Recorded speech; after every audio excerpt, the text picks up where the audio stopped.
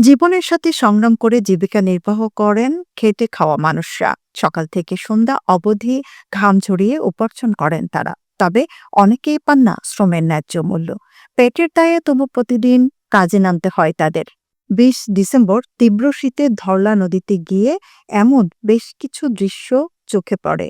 লালমনিরহাটের পাটগ্রাম উপজেলার ধরলা নদীতে পেটের দায়ে বেশ কিছু দিনমজুর সকালের সূর্য ওঠার সাথে সাথে চলে আসেন। এই কনকনে ঠান্ডার মধ্যেই নদী থেকে হাত অথবা নেট জাল দিয়ে ড্যাশ ও পি পাথর উত্তোলন করে জীবিকা নির্বাহ করেন। খেটে খাওয়া মানুষের নিত্যদিনের পরিশ্রম কি যে কষ্টের হয়, এসবে হাত পায়ের গোড়ালি, কনুই, হাঁটু, কোমর, ঘাড় সব জায়গায় ব্যথা দেখা দেয়। শরীরের নাটপট্ট সব খুলে গেছে মনে হয়। কি যে পরিশ্রম! কষ্টময় অন্ধকার সময় শেষ হলেই আনন্দময় সকালের সোনালি সূর্য ওঠে তাদের পরিবার। সেলুট সব দিনমজুর খেটে খাওয়া মানুষদের।